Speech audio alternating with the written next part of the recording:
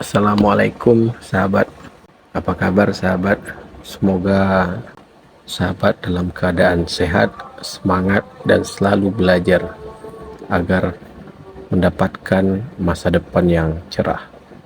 Baik sahabat, kali ini kita kembali membahas uji capaian pembelajaran 1 dalam mata pelajaran Ilmu Pengetahuan Sosial untuk kelas 8 MTS maupun SMP.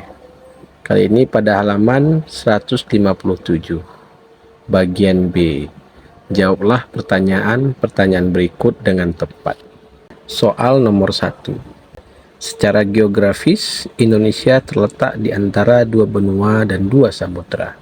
Berdasarkan letak tersebut, Indonesia berbatasan dengan beberapa negara, baik di darat maupun di perairan.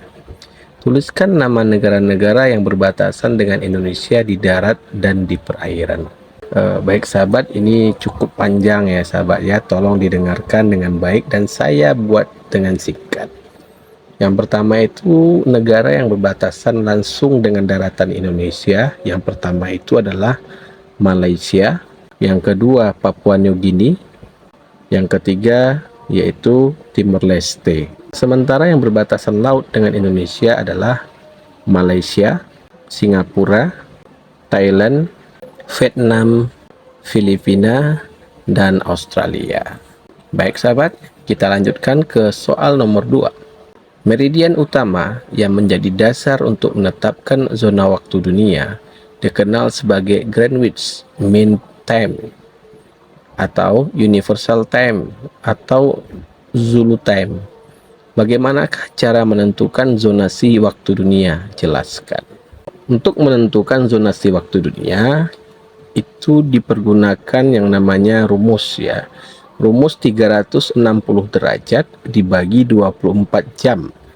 Itu sama dengan 15 derajat bujur di setiap perbedaan waktu atau jam dan 4 menit di setiap 1 derajat bujur, dengan patokannya adalah 0 derajat dari bujur kota Greenwich. Itu jawaban dari nomor 2 ya sahabat. Sekarang kita masuk ke soal nomor 3.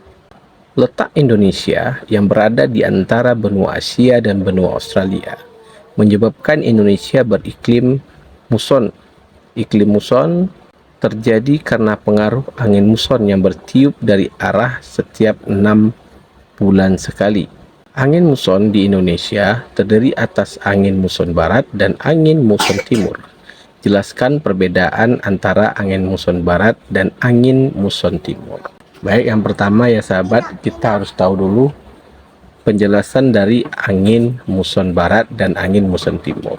Angin muson barat adalah angin yang membawa curah hujan ya sahabat, bertiup dari benua Asia ke benua Australia dengan membawa uap air dari Samudra Hindia, Pasifik, dan Laut Cina Selatan.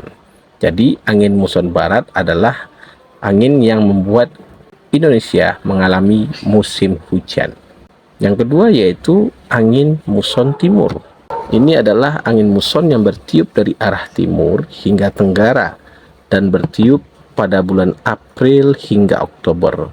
Angin ini bersifat kering dan menjadikan Indonesia ketika dia bertiup itu dalam kondisi musim kemarau.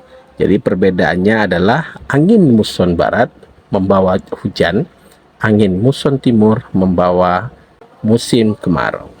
Baik sahabat, jelas sampai di sana ya. Kita lanjut ke soal nomor 4.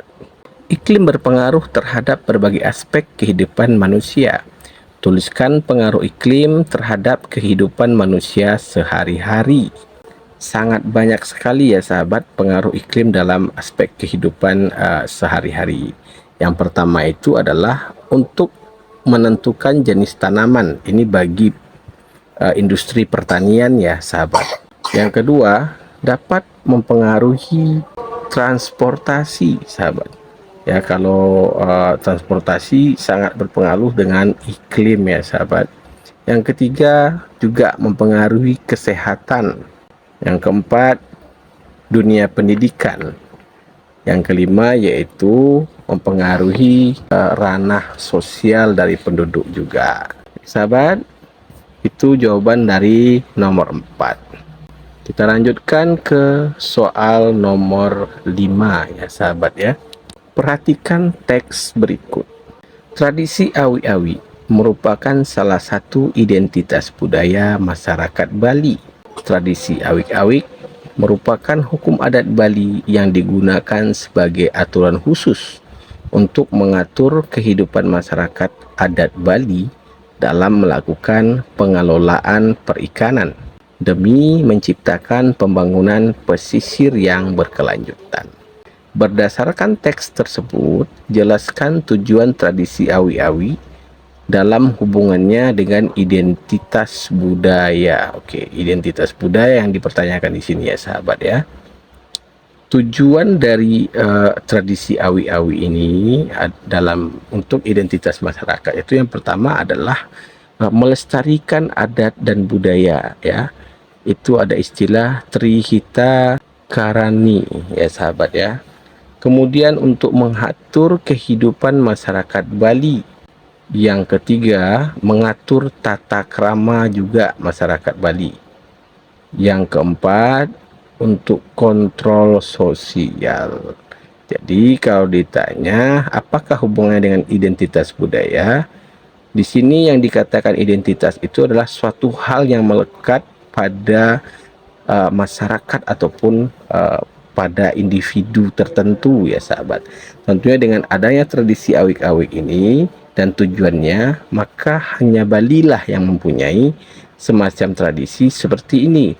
Itu tentu saja sudah melekat untuk masyarakat adat Bali, dan disitulah hubungannya dengan identitas budaya tersebut. Baik sahabat, kita lanjut ke soal nomor 6. Sumber daya alam dapat dikelompokkan menjadi sifat dan habitatnya. Jelaskan. Sumber daya alam ya, secara sifat sahabat itu dikategorikan kepada 3 jenis ya. Yang pertama itu dapat diperbaharui. Yang kedua, tidak dapat diperbaharui. Yang ketiga, tidak habis ya sahabat. Kemudian sesuai habitatnya itu ada 2 kategori, yaitu daratan dan perairan. Jelas sahabat ya. Kita masuk ke soal nomor 7. Indonesia memiliki beberapa jenis hutan. Selain dikenal dengan hutan tropisnya, Indonesia juga memiliki hutan musim. Jelaskan karakteristik hutan musim beserta jenis-jenis tumbuhan yang tumbuh di sana. Hutan musim ini ya adalah hutan yang ada di Indonesia. Kemudian kalau ditanya dari pertanyaan tadi, yaitu sumber daya alam yang dapat dikelompokkan. Yang pertama itu adalah ada iklim di situ ya. Iklimnya adalah musim tropis ya. Kemudian ada pohon. Pohon di situ jaraknya tidak rapat ya sahabat ya. Contoh pohonnya. Kemudian daun itu akan gugur saat kemarau, kemudian akan tumbuh pada musim hujan. Dari segi lapisan kayunya sangat tebal. Jenis tumbuhan yang ada pada hutan musim ini seperti jati, pinus, cemara, akasia, dan lain-lain ya. Mungkin sahabat bisa menambahkan contoh dari jenis tumbuhannya ya sahabat ya. Kita lanjut ke soal host nomor 8. Indonesia dikenal memiliki potensi tambang yang berlimpah.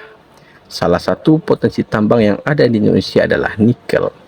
Jelaskan fungsi dan kegunaan nikel dalam kehidupan manusia serta lokasi persebarannya di Indonesia. Yang pertama yang harus kita paham itu adalah manfaat nikel ini dulu ya sahabat ya. Manfaat pertama yaitu sebagai bahan baku untuk pembuatan baterai kendaraan listrik ya sahabat. Yang kedua, bahan tahan karat atau dari baja.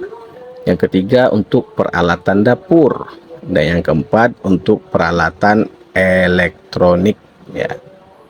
Kemudian lokasi persebarannya yaitu ada Kepulauan Halmahera, Sulawesi Tengah, Sulawesi Selatan, Sulawesi Tenggara, Maluku Utara, dan Kalimantan Selatan. Jelas sahabat ya? Oke, kita lanjut ke soal nomor 9.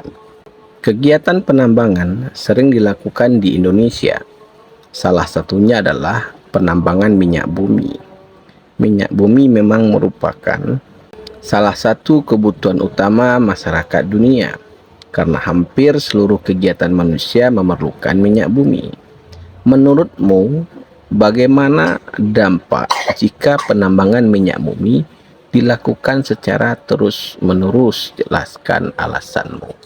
Jadi yang ditanyakan di sini adalah dampak dari penambangan minyak bumi yang secara terus-menerus itu menurut pendapat sahabat ya.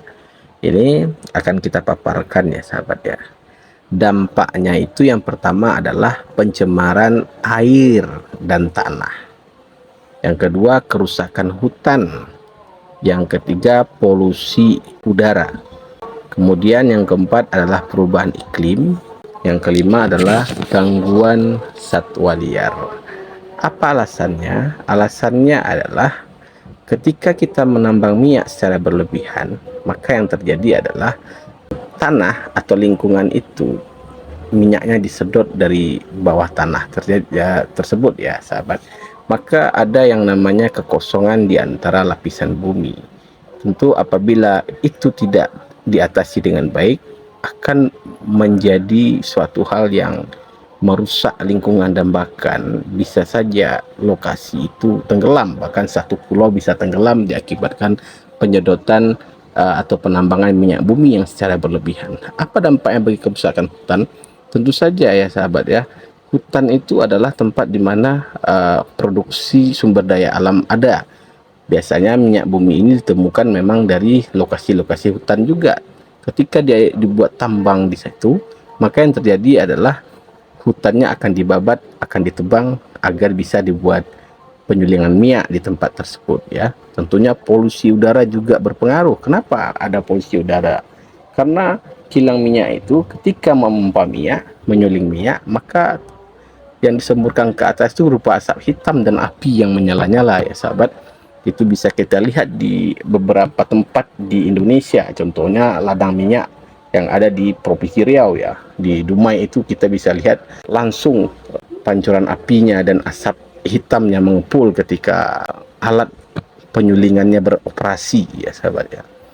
Kemudian kenapa gangguan satwa liar? Ya tentu satwa juga akan terganggu, baik karena polusi udaranya, karena tempat tinggalnya dipakai untuk penambangan.